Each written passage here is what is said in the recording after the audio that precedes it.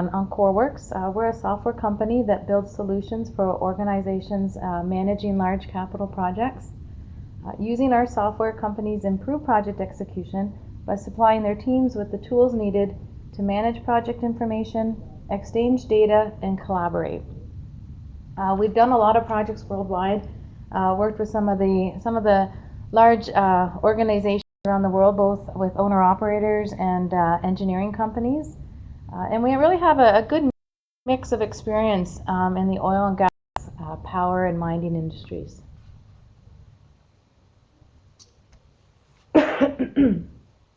So just to recap a little bit what we covered for those of you that were not here last week, we talked about, really went back to kind of the basics of interface management.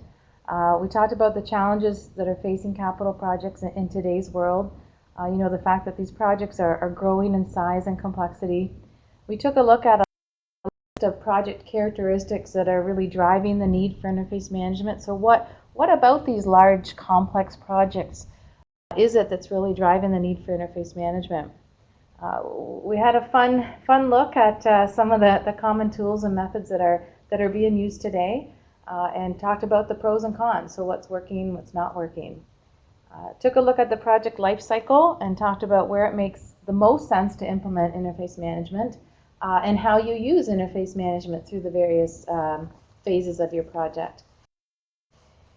Lastly, we talked about the three key components that make a successful program, so the critical success factors to your interface management program. And we're going to keep coming back to these. We're going to cover them again today, and we're going to certainly cover them again during the implementation session next week.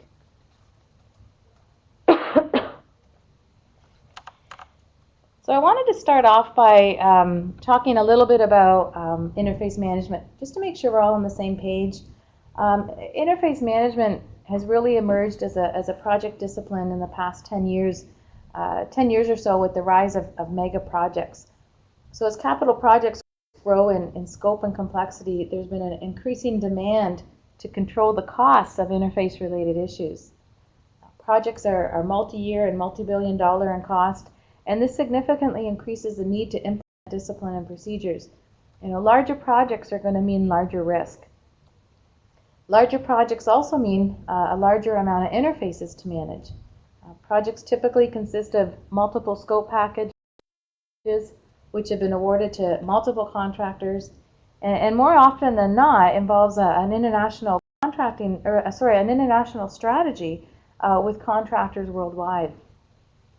So our definition here, we have project interfaces managed in a structured, accountable manner through information sharing, collaboration, and stewardship. I think this is a great definition, as it really encompasses everything about interface management. So certainly it's about managing your project interfaces. It's about accountability, very important in interface management, about having clear roles and responsibilities related to those shared project interfaces. And then certainly about providing the communication channels and methods for information sharing and collaboration. So what's really driving products like CoreWorks and the increased awareness of interface management is that as these projects grow and we have more interfaces to manage and more contractors that are involved and more stakeholders to be kept informed, projects are starting to find that the traditional methods, like Excel or even email, are really not working for them anymore. The diagram here shows a sample of a real project that we worked on. It was a $5 billion expansion project, and coming out of FEED, the project had, it was about 1,800 interfaces that they had identified for their project. About 6 months in, they were well over the 2,200 mark. And they expected that they were going to have somewhere in the range of 10,000 interface agreements, each of which could potentially have multiple revisions.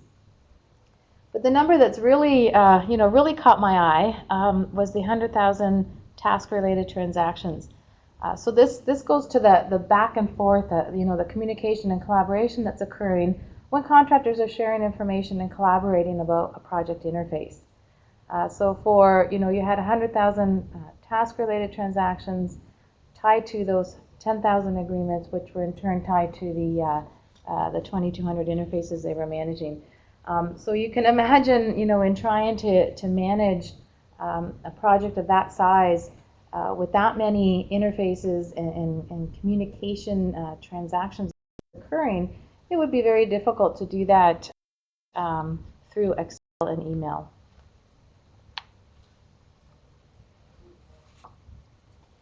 So here's the three key components, again, that we talk about that we feel are critical to the success of an interface management program.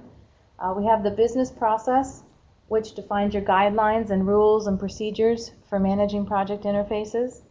The people, with the importance of communication and collaboration. And lastly, the tools. So the tools that you provide to your project team so that they can successfully implement the processes and the guidelines that you've provided them. So planning is a major function of interface management.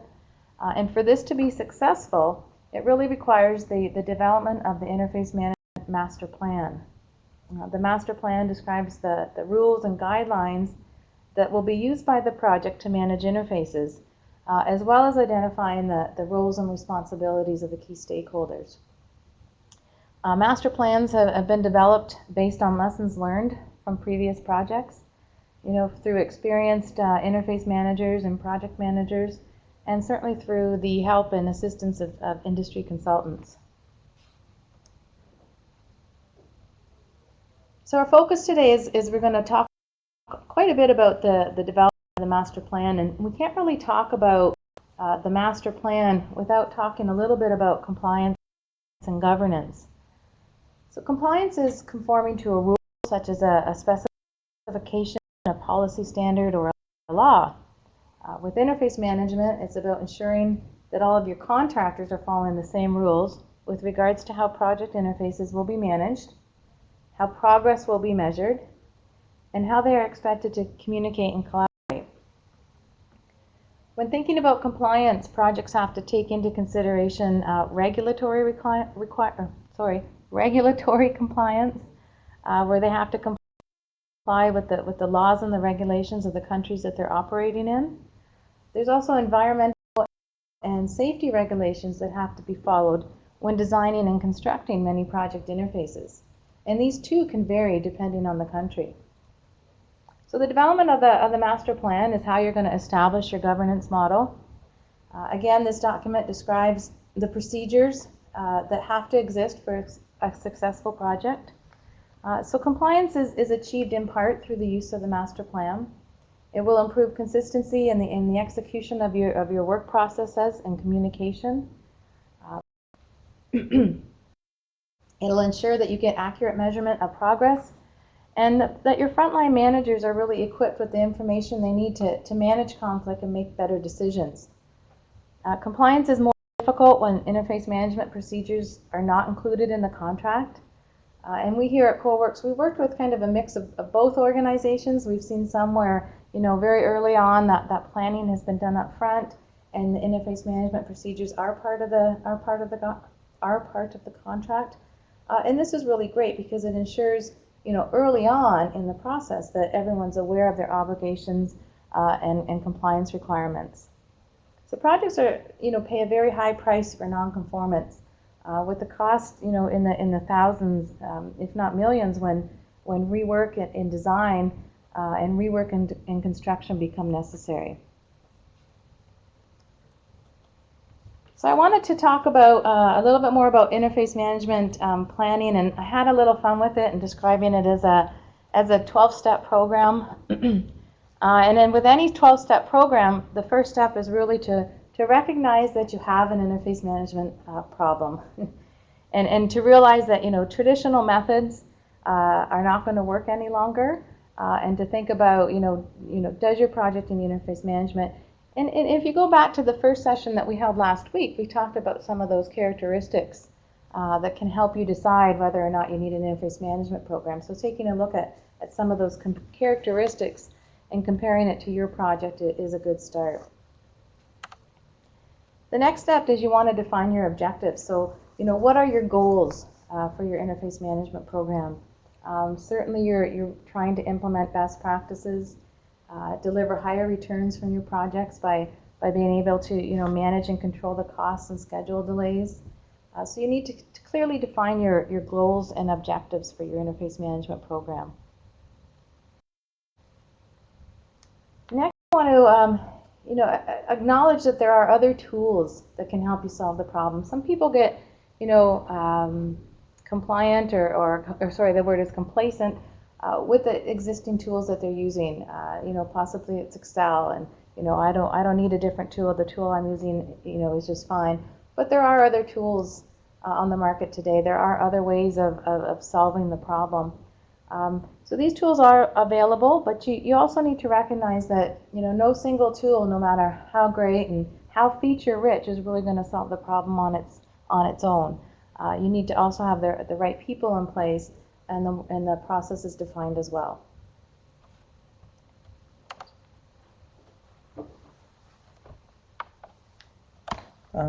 Sorry, her sign-on thing just dropped off, so I'm just going to put her back in.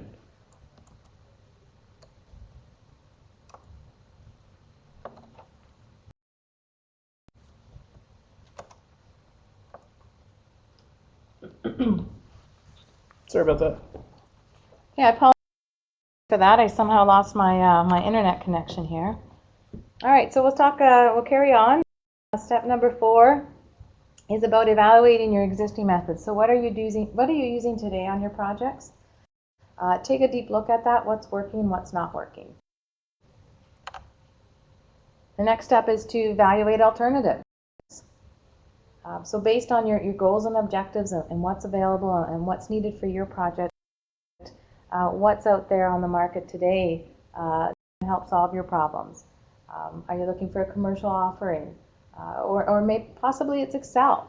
If it's a smaller project with a smaller number of interfaces and you didn't have anything in place, Excel is definitely going to be a step up. So you want to evaluate potential alternatives and really balance that against your project needs.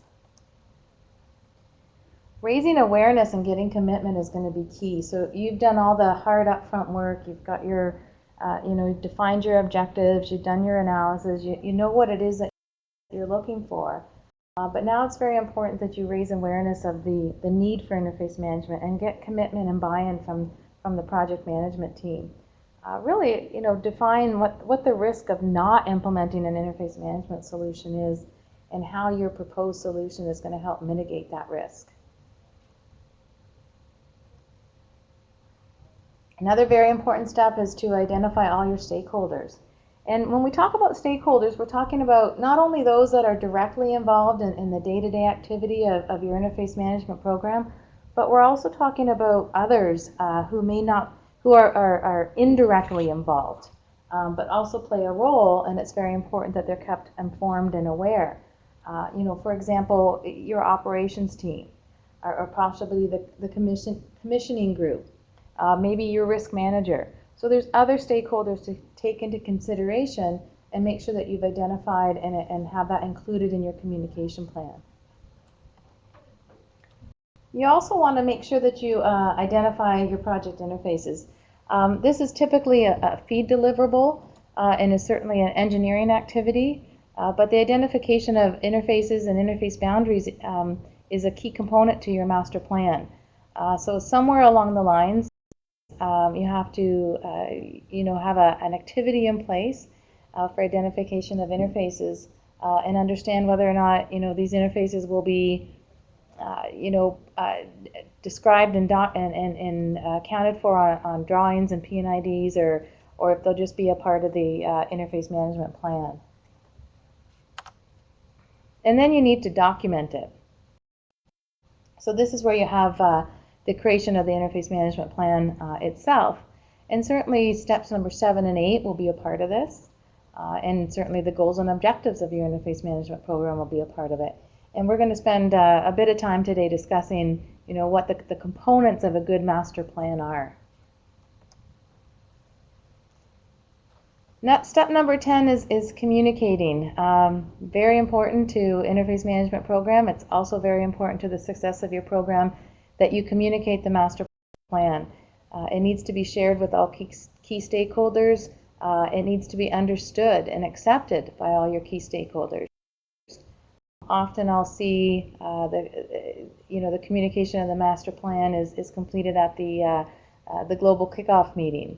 And certainly the master plan is a document that is shared and made available to all parties.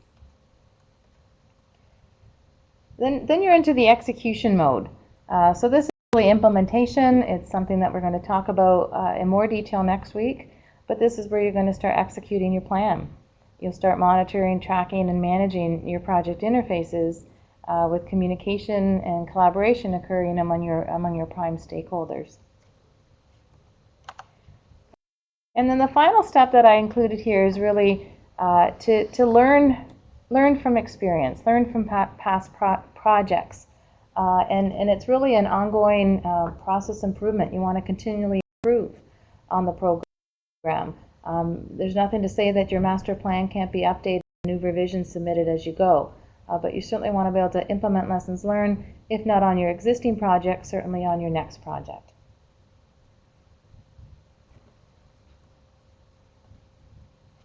Okay, so we're going to go into a bit more detail now on focusing on more of the specifics of the interface management plan.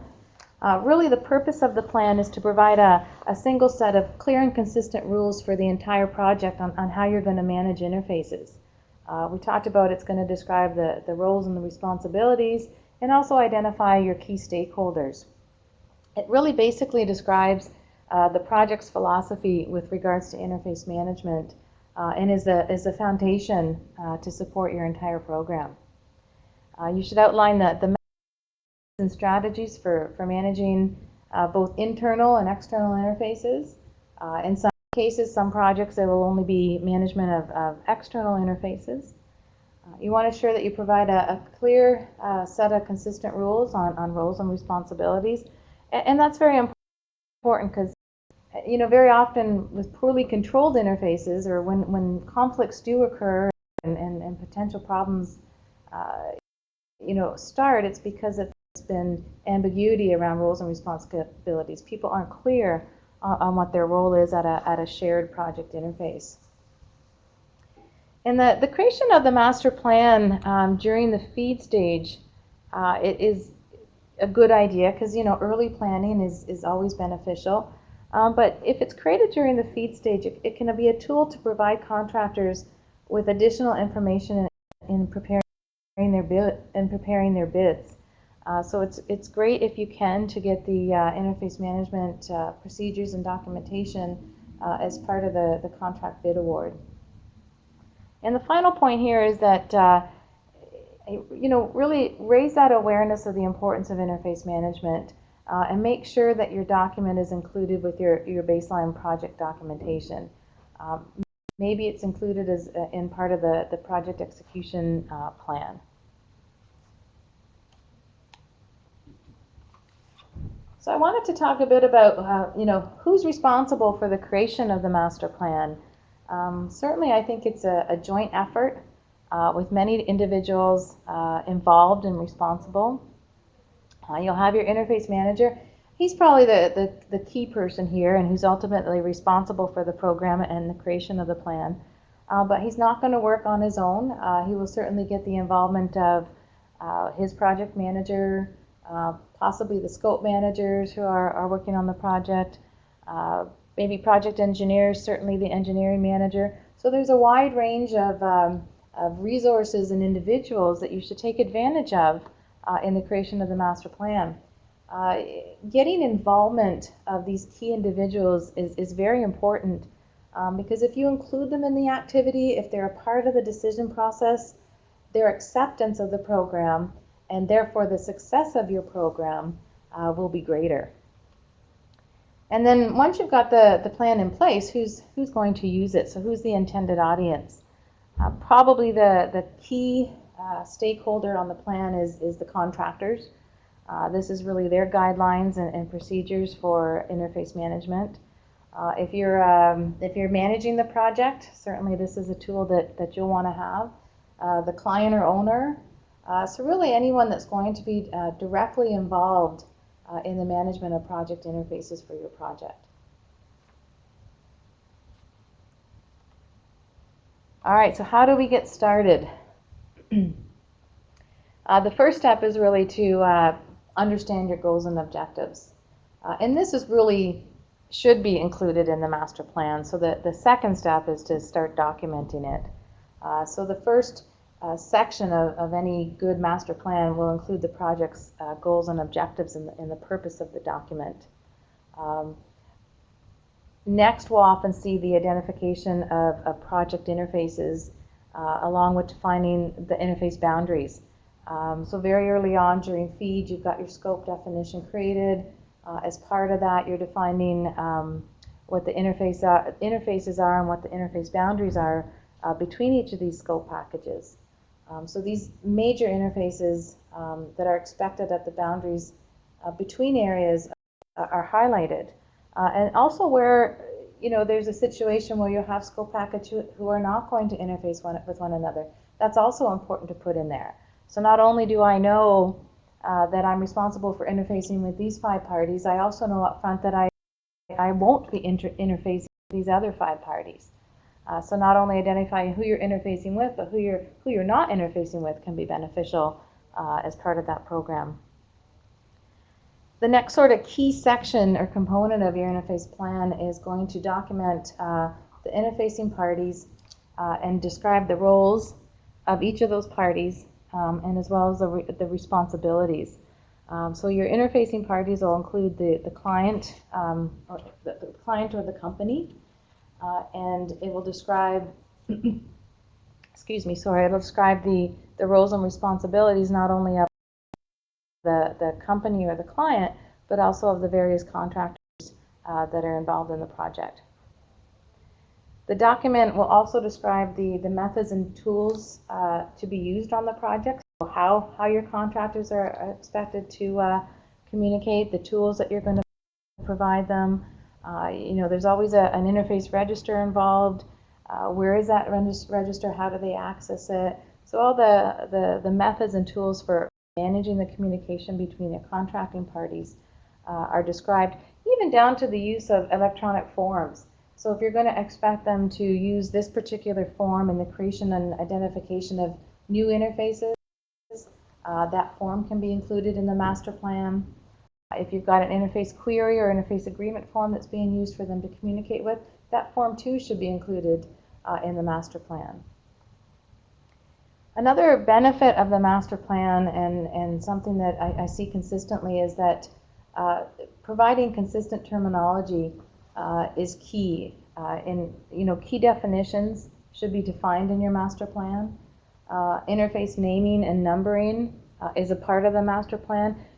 What this develops is a common language for people to use when they're participating on the project. So if I know that, for example, we're using interface agreements on our project to communicate and share information, when I use that term with other parties and other people on the project, they're going to understand what I'm referring to and what that means. It's a very important part of the document. There's also the shared system responsibility matrix. So a responsibility matrix should be defined for all your shared systems and contractor responsibilities with regards to those shared systems clearly defined. So another component of the master plan to take into consideration. You also have methods and procedures that are in place to handle communication. Again, this is communication between parties involved at an interface, as well as a communication plan that describes how you'll communicate with other key stakeholders and how you'll keep them informed and notified when changes occur. We're going to talk more in just a minute about the development of that communication plan and the considerations that you should think about. Conflict resolution is another key component. So this defines how conflicts will be resolved. So the steps that will be taken to resolve potential conflict or disagreement between any parties. Change management. So how is this handled in your program? What happens when an interface changes or there's changes to an agreement required? In addition, as changes occur in contractor scope, so in the formal change management process for the project, And this could be really outside of the scope of your interface management program, but when those types of changes occur within the project, how's that information filtered down? Is the interface manager aware of those types of changes, and how are those changes reflected in your interface register? So change management is a very important component to take under consideration. And then finally, it's important to set expectations. So, we've got our interfaces, we've got our roles and responsibilities, we know who our key parties are, we know how we're going to communicate, and then you need to set expectations as well. Expectations, certainly around communication and cooperating with other parties, but also about things such as meetings. I've seen projects where they actually have key performance indicators against, delivery teams and project stakeholders on their attendance at meetings. You'll hold regular, weekly or monthly interface meetings that is very important for these people to attend. Reporting. So what's the expectations around reporting? Contractors have to report to the project. Also internally, the contractors themselves will likely have to report to their management team. The interface manager on the client side may have to report up to his management team. So there's a lot of expectations and ground rules that should be set with regards to reporting expectations. All right, spend a little bit of time talking about stakeholder ownership. So it's very important in any interface management program that everybody understands their roles and responsibilities. But what's maybe even more important is your ability to develop a culture of shared ownership. So it's really important that you get all of your key stakeholders aligned, and that it's critical that everyone is committed to and working towards the same goals. So your master plan is your starting point. However, I've seen projects that have done a really good job of developing that shared ownership mentality. And I think a lot of the driving factor behind that is a good, strong interface manager. This is an individual who can encourage open communication. They attend all meetings and encourage and get attendance from other people. And they generally foster that environment of openness and sharing. Getting everyone to communicate and collaborate is certainly not always easy. Especially if this has not been included in the contract. Contractors, should be required to cooperate with one another and exchange information. But again, this has not been defined in the contract. It can be a bit of a struggle. There's some projects out there that I've seen, they have a one team approach or mentality where they try to encourage the fact that, we're all in this together. We all are trying to focus on the ultimate goal of getting the project done on time and with quality. Part of the stakeholder ownership, and I should also mention that a lot of this information is also included in your master plan, certainly interface responsibilities. So the master plan is going to just define your contractor responsibilities as well as the company or client responsibilities. For example, company representatives shall attend all meetings. A company representative is responsible for the management and maintenance of the interface register. Contractors must be involved in their interface, assign a single point of contact in the role of an interface manager. Understand their scope of work and the limits of their scope of work. Communicate and cooperate with another. So really defining, the roles and the responsibilities right at a very detailed level is very important. In addition, contractor responsibilities will change depending on their role at an interface. All interfaces are going to have, two-party. You'll have a lead and an interfacing party, and optionally a support contractor. And as a lead contractor, you'll have specific responsibilities and have ultimate responsibility for the completion of an interface. And as the interfacing contractor, you'll have a different set of responsibilities. Certainly, some of the responsibilities will be shared, but some of the responsibilities at the interface will be unique depending on what role you play. So understanding, the roles and responsibilities at a very detailed level is going to go a long way to encourage ownership and accountability. One of the tools that I've seen used is what we call an interface type. And this is a template of sorts that describes a project interface. And I think on the next slide I have an example here. So this is an example of an interface type document. It's describing a flange joint.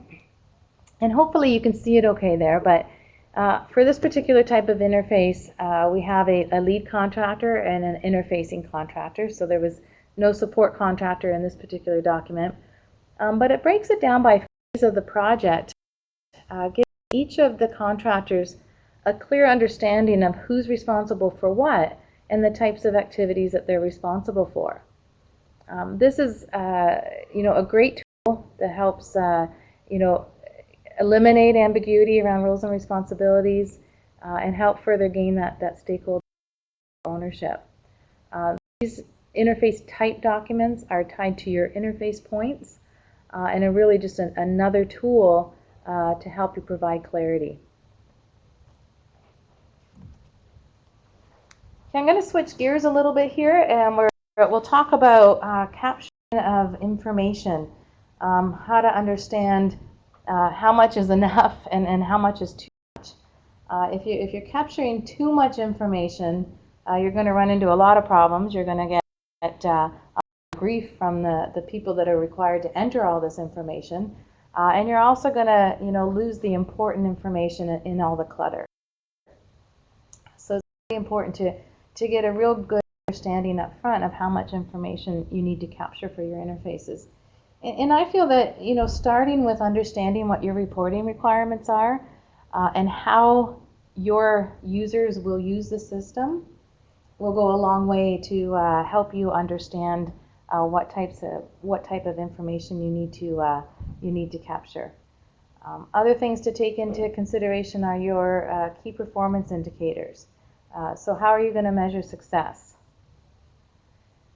Very often we see interface management programs that use two sort of key methods of communicating between parties.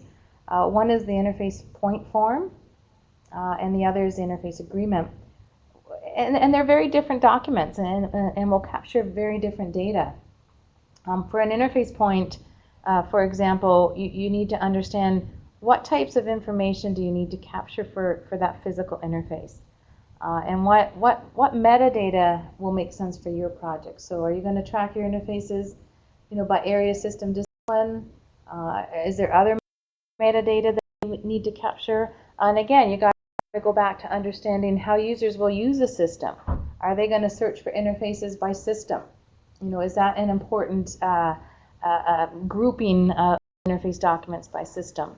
Will they look at it by discipline? So do you have project engineers, your piping engineer who will want to be able to look just at the piping interfaces? So you need to take that into consideration when you're designing the forms that will be used to capture information. Then we have the interface agreement. And on interface agreements, dates are really important. You capture a lot of key dates on an agreement. What's my need date? When is this information due? When was the document initiated? When was the response received? And when was the document closed out? So a lot of important key dates that you're going to want to track on your interface agreements. The description of both the request and the response, I think, are important. I've seen some, confusion and a lot of, iterative cycles if it's not made clear to your users information that they need to provide when making a request. So what are the details they should include? And when a response is received, what type of information should be provided in the response? You want to reduce those cycles, the back and forth that can occur between two parties if clarity is not achieved.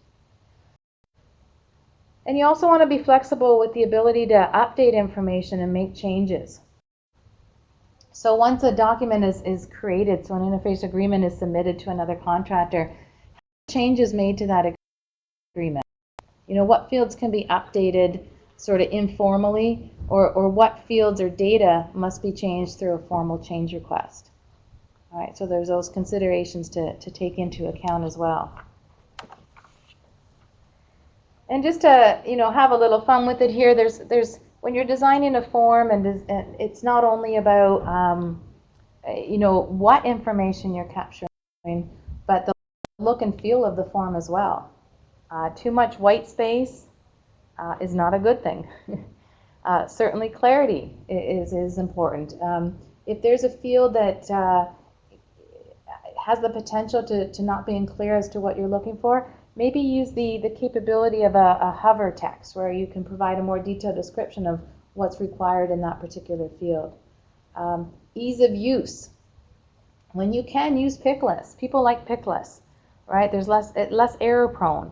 If I can pick from a list of values, I don't have to think as much, and I'm less likely to, you know, to make a typo or to make an error on the form. System-generated fields, the automated systems and tools that are out there today have a lot of great capability with auto-generating data in fields. That should be looked at. And all of this really is going to go towards user adoption. You have to make it easy, otherwise, you know, your users won't use the tool. So I just wanted to show you CoreWorks uses a number of electronic forms to capture information. So I thought it would be good to include this here just to give you an idea of how we manage some of these things. We have the interface point form, and this is what we use to document and describe a project interface. It identifies the scope packages involved, the contractors involved. You know, certainly there's metadata and the description of the interface. There's also the interface agreement. This is another form. And again, this one goes back to the key dates that are tracked. So this is the exchange of information and deliverables between parties. So tracking dates can go a long way to understanding if your contractors are cooperating. You know, are they responding in time? Are people getting the information they need on time? We also support an action item form, which is a little bit less formal than an interface agreement, but again, a request for information from one party to another. And lastly, we have that formal change request process for those fields that, you know, really need to go through the formal change request process, which will also result in a new revision of the document being captured and stored for historical purposes. Another thing to also most of the forms support today and should support is the ability to do file attachments, as well as optionally support the ability to do DMS links or links into your document management system.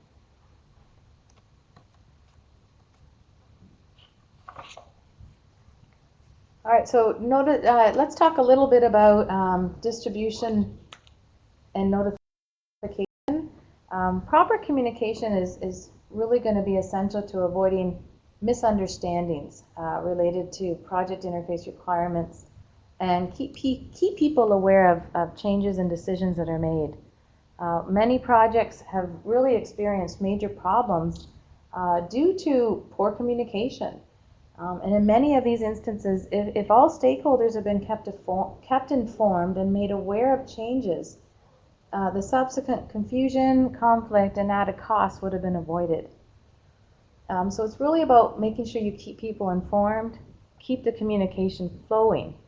And to do that, as part of your master plan, you should take into consideration the creation of a communication plan. And really, when you're thinking about a communication plan, you want to take into account two different types of stakeholders. You have your external stakeholders and your internal stakeholders.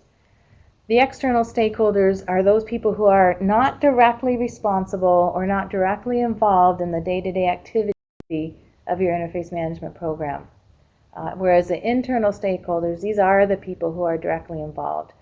So these are the interface managers from the contractors or the engineering companies. These are the interface managers on the company side, on the project side. Those are the internal stakeholders. So your communication plan is going to break stakeholders down by first external and internal, And then it's going to define each of these groups of stakeholders. And you may have different types within each of these categories. The plan will also go so far as to identify, the purpose or reason to keep these groups informed, as well as the frequency and how you're going to keep these people informed. For example, your engineering team. You've got project engineers who are responsible for monitoring progress and ensuring, the scope management. They may want to be informed when new interfaces are created for their scope package or changes occur to existing interfaces. So maybe this group of external interfaces or external stakeholders are communicated via a notification each time a new document is created or each time a new document is updated. So the project team, including your external contractors, have tools, should have the tools and processes in place to help monitor this communication and ensure that the right information gets to the right people. You want to be very aware of this because the price that you pay for not keeping everybody informed can be very high. The final thing that we're going to talk about today before we wrap it up is escalations and alerts.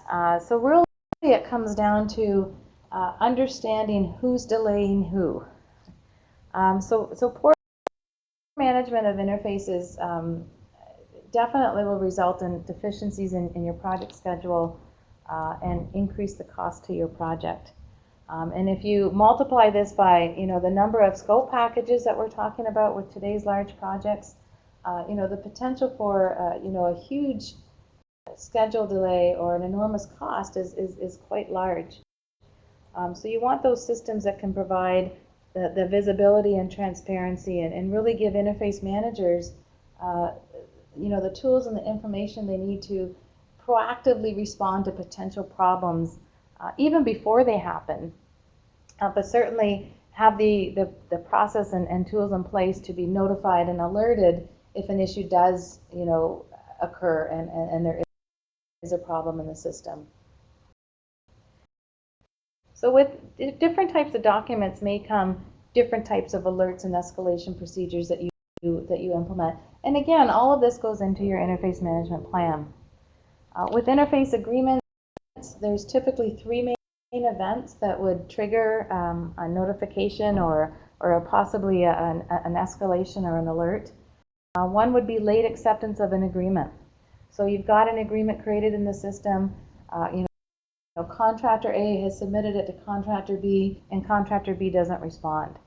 I have heard of stories of projects where neither one of them do anything about it, and it's 6 months later that the client finds out that there's a problem here, and nobody's getting the information that they need, but nobody followed up on it either.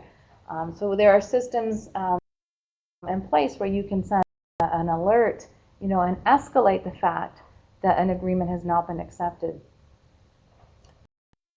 Other trigger points will be late response. Certainly that's a very common and key escalation or alert trigger. So the need date is come and gone. So you're going to want to notify people that, hey, this agreement or this activity is late. And then even late closure. Late closure of an agreement can also be an indicator of a potential problem.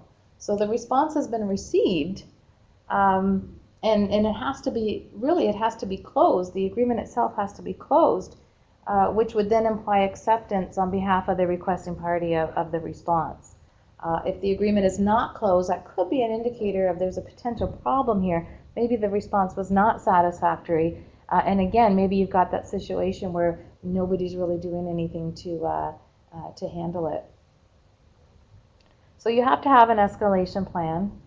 Everybody participating in the project needs to understand how conflict will be resolved, who to go to if there is potential conflict, and really the aim of it. It's not a witch hunt. You're not out there looking to place blame or point fingers, but you're trying to find efficient solutions for problems. You want to know early on before the cost to the project is enormous. and just gain that balance and shared pride and ownership between the requesting party, responding party, and the client. So here we just have there's a number of methods of sending alerts and notifications to individuals. Probably the most common is to send out an email. So if there is an email alert can be sent. Another method and popular tool is the use of dashboards.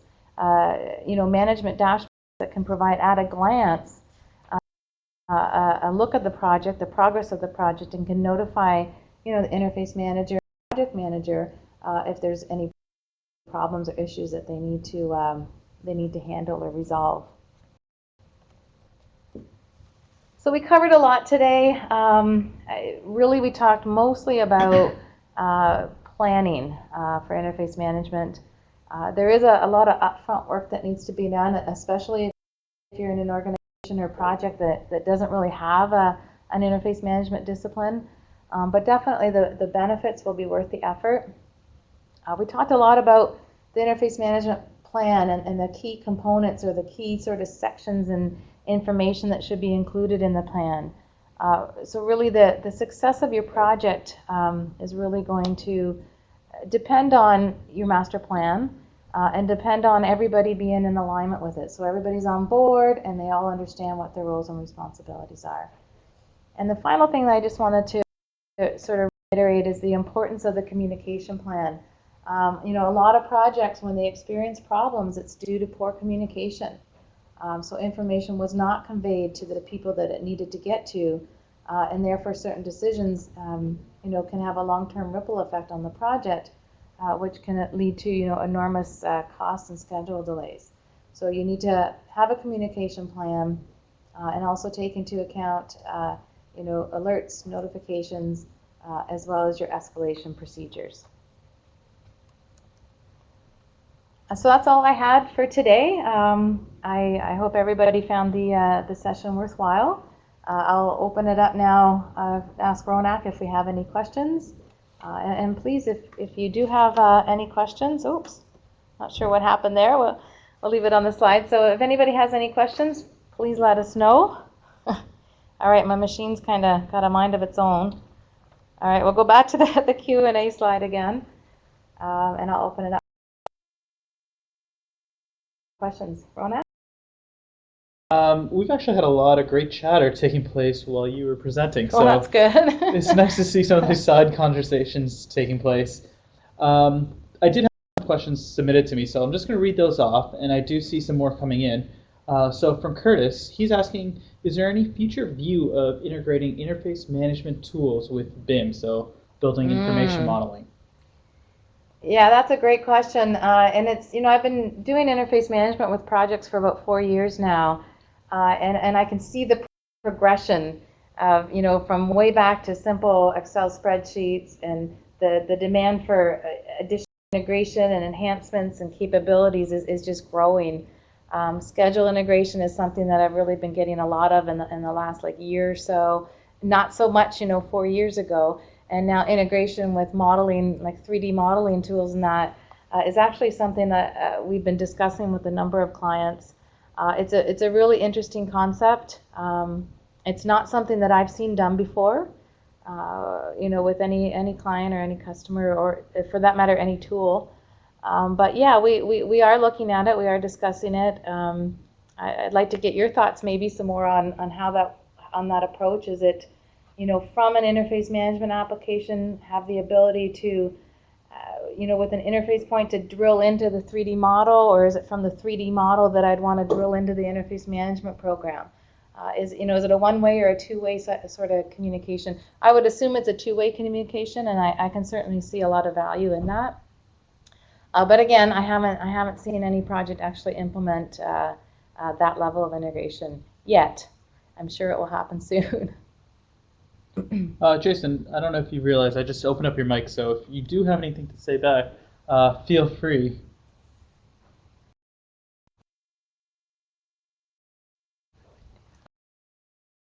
And so while you might setting that up. Vikas has been asking if there's any way to get a copy of this information. So just to let responding in the chat that we are going to be sending access to the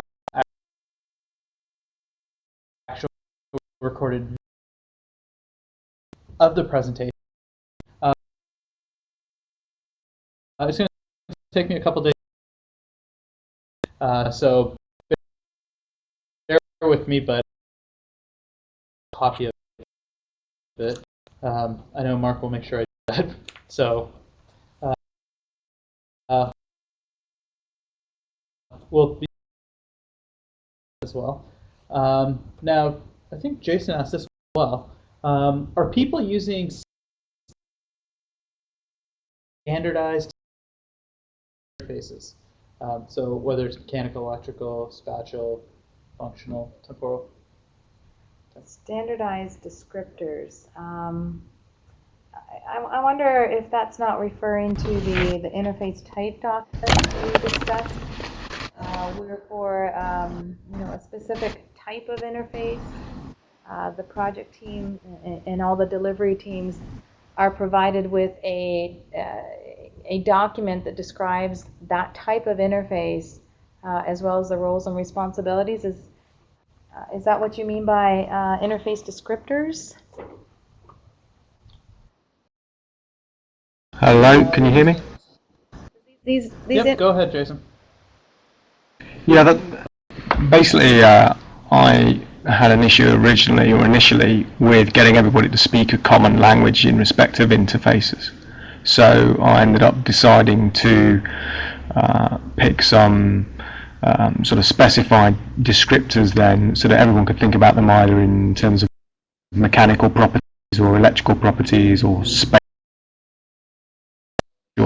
or functional or performance, etc.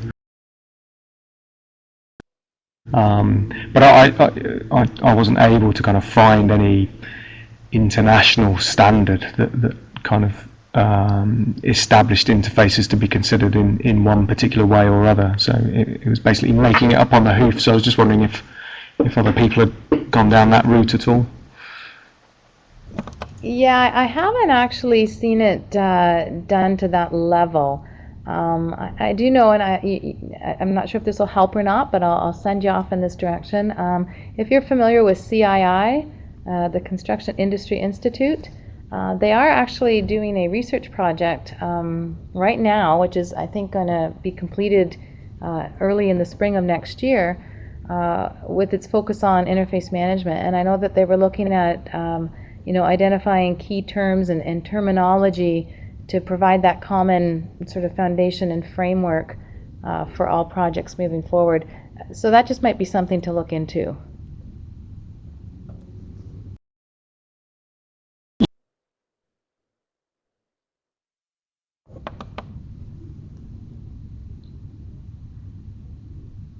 And I've just seen a comment. So Rick made this. Effective interface management is key to project success. Operators and EPC companies alike agree that major reasons of budget or cost overruns and schedule delays are attributed to ineffective interface management. So he's just requesting to keep these forums open, which is a great segue to just let you know. Kelly's touched on this and Mark's been talking about it. It's the interface management group that exists on LinkedIn. So it's actually called Interface Management Group on LinkedIn if you want to search it. When I do end this meeting, you're going to get a pop-up that takes you directly to the Interface Management Group. So I suggest everyone join, and you can take this conversation online as well and just keep it going so that we're not constrained by any meetings or any other problems that you might have right now to stick around for hours. I would really recommend to the gentleman who just asked that previous question there that he take a look at the Interface Management Group. There's a lot of great discussion there, a lot of great information. There's interface managers from around the world on different types of projects with different experience. So I'd recommend that you post that question there as well. I guarantee you'll get some good feedback and responses.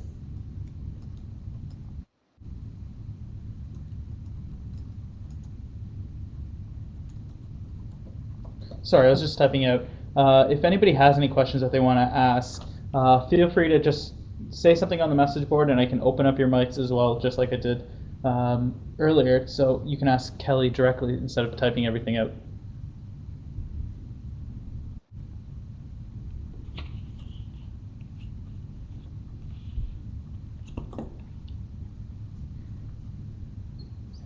All right, so I'd just like to thank everybody for joining us today. Again, I hope you found the hour worthwhile. I'll also reiterate that I encourage everybody to join the Interface Management Group, and hopefully I look forward to having you join us next week when we're going to kind of build on what we talked about today and take a look at the actual implementation and putting your interface management program into practice. Great. Again, thanks everybody. I'm going to leave this open for now just because I see some people typing. Hold off on closing your window so that I can send you directly to that interface management group. But we're just going to mute everything and take all the other questions offline. Thanks for